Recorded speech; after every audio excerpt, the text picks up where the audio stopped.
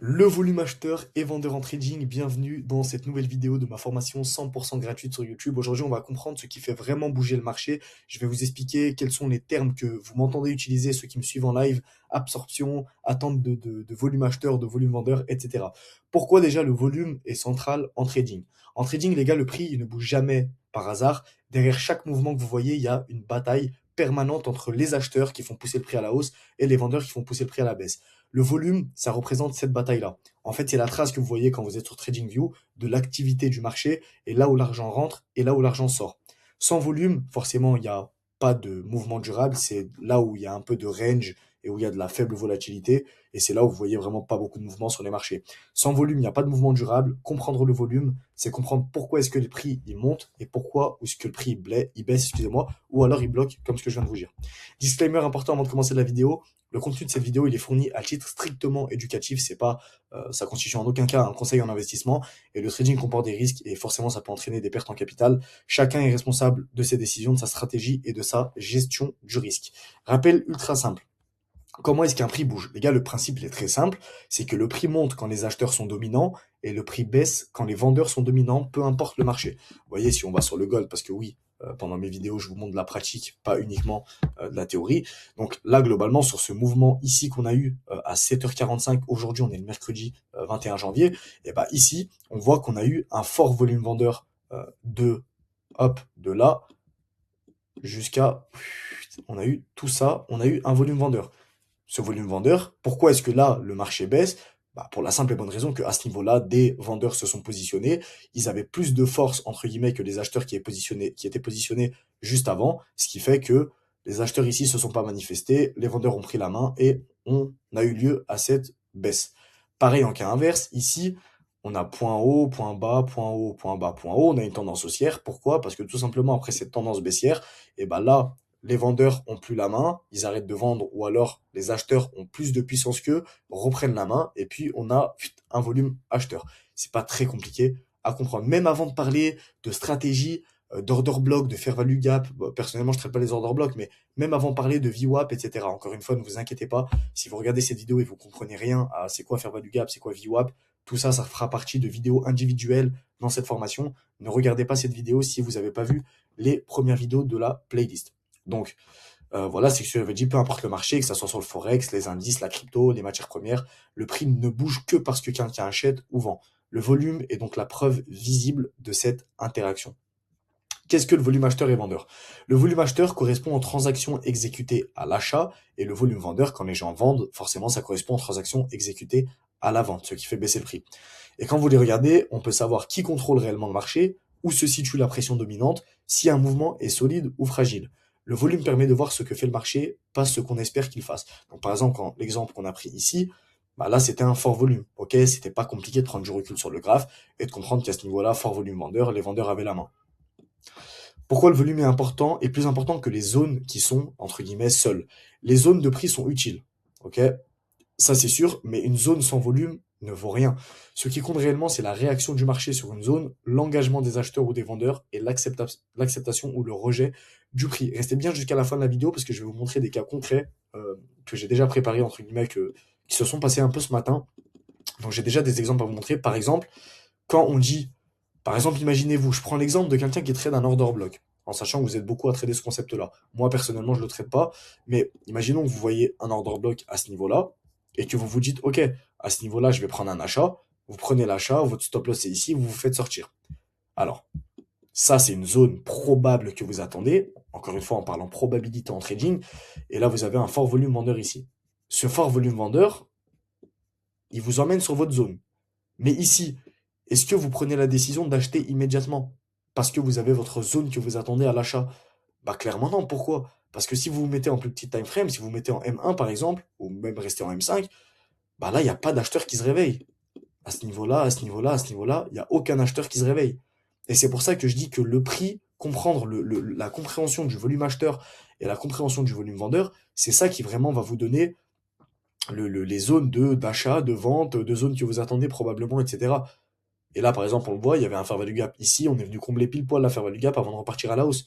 Et ici, par contre, à ce niveau-là, on pouvait se dire, ah ok, on a des longues mèches sur les bougies baissières, ce qui nous montre qu'il y a une pression vendeuse, pression vendeuse, pression vendeuse. la bougie commence à être haussière, grosse pression acheteuse, excusez-moi, pression acheteuse, pression acheteuse, pression acheteuse, et là, finalement, le prix redécolle à la hausse. Ça, c'est très important de comprendre. Les volumes donnent le contexte réel, les zones seules ne racontent jamais toute l'histoire. La notion d'absorption, vous m'entendez beaucoup parler de ça en live. L'absorption, c'est un concept clé en lecture de marché. Elle apparaît quand il y a quand beaucoup d'ordres arrivent, mais que le prix n'avance plus. Cela signifie qu'un camp absorbe l'autre, des vendeurs absorbés par de gros acheteurs ou des acheteurs absorbés par de gros vendeurs. L'absorption permet souvent d'anticiper un retournement ou une accélération violente, et c'est exactement ce que j'ai pris comme trade aujourd'hui. J'ai pris un trade aux alentours de 8h30 du matin. Je vais vous le montrer après avec la logique de l'absorption.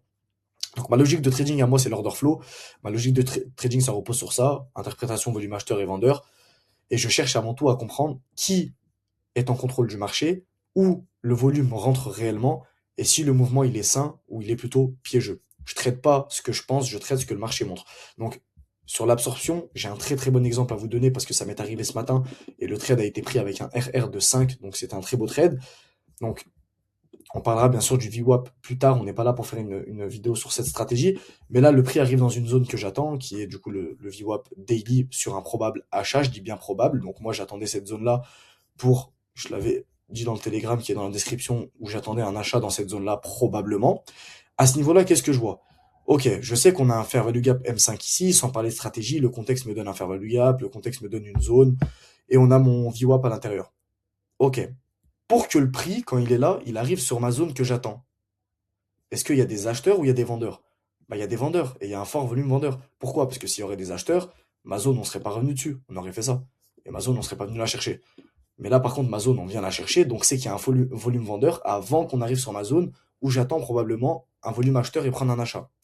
Quand on arrive sur ma zone, le pire réflexe à faire de débutant, c'est d'acheter immédiatement.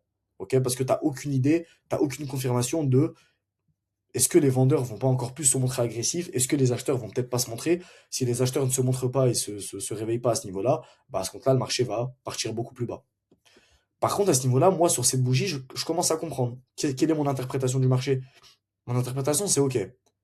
Cette bougie-là, elle a une longue mèche qui me montre que là, à ce niveau-là, on était proche du VWAP, les acheteurs ont commencé à se réveiller. Première interprétation. Les bougies continuent, le temps avance, j'ai encore une mèche de rejet. J'ai encore une mèche de rejet. Je me rends compte qu'on est sur un fair value gap, je me rends compte qu'on est sur le VWAP, je me rends compte qu'on a des très belles mèches de rejet qui m'indiquent que là, il y a probablement dans cette zone-là une absorption du volume vendeur par les acheteurs, c'est-à-dire que là, les acheteurs sont en train de ravaler, de faire une absorption de ce mouvement-là, et là, qu'est-ce qu'on a? Un volume haussier qui part tout droit sur mon take profit. J'ai pas besoin d'order block pour voir ça, j'ai pas besoin de termes personnellement et de stratégies que je ne, enfin de concepts que je n'utilise pas. J'ai simplement besoin de savoir les bases du marché. Il y a des acheteurs, le marché monte, il y a des vendeurs, le marché descend. Ici, il y a une très très très belle absorption à ce niveau-là. J'ai acheté sur confirmation de cette bougie-là parce que j'ai vu que là le volume acheteur était vraiment puissant et que là pour le coup il voulait reprendre la main. Les vendeurs se manifestent même pas et on part quasiment sans drawdown à mon take profit. Donc ça, c'est ma logique de trading. La tendance et le volume sont tes amis. Donc la règle simple mais essentielle, c'est que ne jamais aller contre une tendance soutenue par le volume. Quand la tendance est claire et que le volume confirme, le marché fait souvent le travail à ta place. Le volume, il permet de filtrer les faux signaux, éviter les pièges, se positionner du bon côté du marché. Par exemple, je vous donne un autre exemple. Il me semble que c'était hier ou avant-hier, je sais plus trop, mais globalement, à ce niveau-là, on avait plus haut, plus bas, plus haut, plus haut, plus bas, plus haut, etc. On avait toujours cette tendance qui était haussière. Par contre, arrivé ici vers les alentours de 7h, 6h45, 7h, ah, on voit que le marché bute à faire un plus haut. Vous voyez, ici, plus bas, plus haut, là, il y a un fort volume acheteur, mais globalement, il y a des belles mèches de rejet. Là, il y avait déjà des belles mèches de rejet. Est-ce que là, c'était le moment de vendre? Non, parce que j'ai pas encore eu mon absorption. J'ai pas encore eu mon absorption des vendeurs du volume acheteur. Du coup, à ce moment-là, c'est pas le moment de rentrer. Par contre, à ce moment-là, bah, c'était peut-être le moment de rentrer.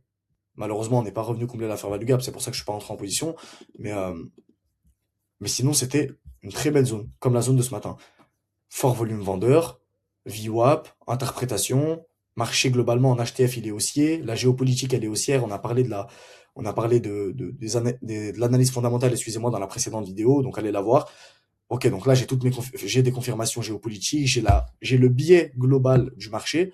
Et à ce niveau-là, je sais que mèche de rejet, Les acheteurs sont en train de se montrer, on a une absorption du volume vendeur par les acheteurs, et j'ai pris position. Pourquoi cette approche que je vous dis elle est puissante? Parce qu'elle repose sur des faits et pas sur des suppositions. Le volume, ça apporte de la cohérence, ça réduit le hasard et ça améliore la prise de décision. C'est pas une méthode magique, mais c'est une lecture du marché plus objective et beaucoup plus réaliste que de télécharger 95 indicateurs et d'attendre justement des réactions et d'être sûr de soi que ça va passer. Un point essentiel pour les débutants. Savoir lire le volume ne se fait pas en un jour, ça c'est sûr et certain, c'est une compétence qui se développe avec du temps, de l'observation et de la pratique. L'objectif, c'est pas de tout maîtriser immédiatement, mais c'est de commencer à penser comme le marché. Tout ça, tout ce que je vous montre, les trades que je prends avec vous, etc., c'est beaucoup, beaucoup de backtest, c'est beaucoup, beaucoup de temps passé devant les écrans, et j'en passe sur le nombre d'heures que je passe devant TradingView, sur mon Notion à remplir mes tableaux, à backtester, à tester, ok, absorption acheteuse, absorption vendeuse, à essayer de comprendre, etc., les concepts, et surtout à essayer de voir comment est-ce que ça marche en réel. Donc, accéder à mes analyses et trades en temps réel, restez bien, c'est pas la fin de la vidéo, je vais justement aller sur le graphique pour vous montrer des cas plus concrets, mais pour tous ceux qui veulent aller plus loin, je partage mes analyses, mes lives, mes contextes de marché, mes trades en temps réel, etc. dans mon groupe Telegram. Le lien, il est disponible dans la bio, dans la description de cette vidéo. Donc, on va essayer d'aller un peu plus loin, parce que là, étant donné que le marché est hyper bullish, on n'a pas vraiment de bel exemple, mais par contre, si on vient à ces niveaux-là, ce que je vais faire, c'est que je vais replay carrément, hop, voilà, ça sera plus simple, comme ça on pourra aller en M5. Voilà, donc par exemple, à ce niveau-là, qu'est-ce que je vois? Là, on a un très bel exemple. Pour l'instant, on s'en fout un peu de quelle heure il est. Bon, là, il est 20h50, c'est pas des heures à laquelle je trade. Mais qu'est-ce que je vois? Ok, mon interprétation, c'est plus haut, plus bas, plus haut. Là, il est 17h30, marché est un peu incompréhensible. Mais là, on a un fort volume acheteur. On a réagi sur le VWAP weekly à ce niveau-là. Et vous voyez, toute cette zone ici, on a un fort volume acheteur. Ok, à ce niveau-là, mèche de rejet, j'ai une mèche de rejet. Ok, mon interprétation, qu'est-ce qu'elle me dit? Elle me dit que Nasco, ici, il n'y a aucun vendeur qui s'est manifesté. À part, bon, quelques-uns ici qui se sont fait ravaler, entre guillemets, immédiatement. Par contre, ici, je commence à comprendre que, ok, ici, on a une belle bougie baissière, ici, on a une bougie baissière avec un rejet, et ici, globalement, avec cette mèche, je comprends que la bougie est montée, entre guillemets, jusqu'ici, à la hausse, et qu'ensuite, les vendeurs ont mis la pression et qu'elle a clôturé comme ça. Ok, mèche de rejet, rejet, rejet. Ok. Donc là, mon interprétation, elle me dit que probablement, je dis bien probablement parce que c'est toujours un jeu de probabilité, je vais pouvoir peut-être prendre une vente. Est-ce que ça veut dire que je rentre immédiatement? Moi, personnellement, non. Je ne rentrerai pas sur aucune confirmation comme ça, juste parce qu'il y a des mèches de 5 cm et parce que je me rends compte qu'il y a deux trois bougies baissières entre le gros mouvement haussier. Par contre, ce que je peux remarquer après, c'est boum, j'ai mon premier, excusez-moi, volume vendeur.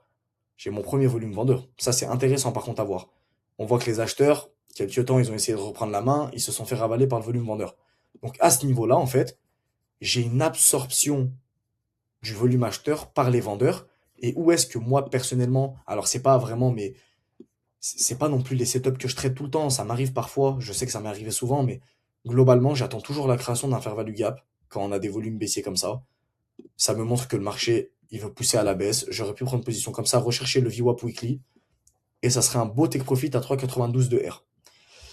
Si j'ai un autre exemple à vous donner, boum, boum, boum, boum, j'ai envie que ça soit des exemples clairs pour vous. C'est vrai qu'en ce moment, sur le gold, c'est pas, il y a de l'incertitude, etc. Donc c'est pas non plus la folie niveau exemple. Mais je vais vous faire un schéma qui sera beaucoup plus simple et vous pourrez aller backtester sur les deux autres mois. Par exemple, imaginez-vous, le marché fait ça. Plus haut, plus haut, plus haut, plus haut. Ok, donc là, vous avez théorie de dos, on a vu ça dans la première vidéo. On a des hauts de plus en plus haut, des bas de plus en plus haut. On a une tendance qui est haussière. À ce niveau-là, je vois que le marché, quand il fait son plus bas, ok, il fait un plus bas comme ça. Je vois que le marché ici, il bute. Il commence à buter. Il a du mal à faire un plus haut, alors que la tendance était très bien définie avant. Il arrivait tout simplement à faire des plus hauts de plus en plus haut, etc. Mais là, à ce niveau-là, je le ressens. On a encore une fois des mèches de rejet. Ok, compréhension du volume acheteur-vendeur. Je sais que là, on a eu un volume haussier. Pas mal de zones peut-être à corriger plus basses. Après, ça, c'est toute une interprétation. On le verra dans la toute dernière vidéo quand vous aurez compris toute la stratégie entièrement. Mais là, globalement, ok. Là, je commence à me poser des questions si il n'y a pas un volume vendeur à choper. Comme j'ai dit, mèche de rejet, mèche de rejet, mèche de rejet. Et là, je comprends que, ok, ici, on a un volume vendeur qui s'enclenche. Et qu'est-ce qu'on a à ce niveau-là? Pour ceux qui connaissent ce terme-là, shosh, si vous voulez, à ce niveau-là. On a un changement de structure. Pourquoi? Parce que plus haut, plus haut, plus bas, plus haut, plus haut, plus bas. Et là, quand on break ce pic-là, ce low-là, et ben on fait finalement un plus bas, plus bas. Ok, donc là, on peut se dire, ok, on va peut-être avoir un volume baissier à choper. La plupart du temps, moi, ce qui m'arrive quand je prends ce genre de configuration, c'est que pendant qu'il va avoir cette petite, enfin ce gros volume baissier, mais qui va pas non plus aller tout en bas, mais qui va aller chercher un shosh, on va avoir un fair value gap comme ça. Et c'est sur ce fair value gap que je vais venir me placer. Encore une fois, c'est pas toute la stratégie. Donc vous matrixez pas trop avec cette strat à la prendre en réel, parce que pour l'instant, c'est que de la théorie. Et je pense que vous m'avez compris. C'est ça l'absorption. Et ici, on avait des acheteurs, des acheteurs, des acheteurs. À ce niveau-là, les vendeurs se réveillent. On a une absorption du volume acheteur par les vendeurs et on a un volume baissier et probablement un trade à la vente à prendre. Et ça marche exactement pareil, mais en sens inverse. Vous avez des plus bas de plus en plus bas. Voilà, de cette manière-là. À un moment donné, vous commencez à voir qu'on accumule un peu. Ça fait ça, ça, ça. Et quand ça fait ça, vous le voyez, on a des belles mèches de rejet sur les bougies.